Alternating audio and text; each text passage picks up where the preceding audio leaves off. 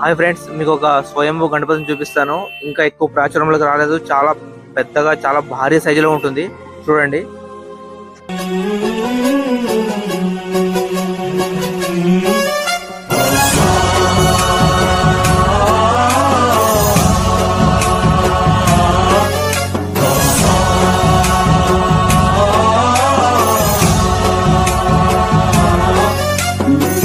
गणनायकाय गणदैवताय गणाध्यक्षाय धीमहि गुणशरीराय गुणमण्डिताय गुणेशानाय धीमहि।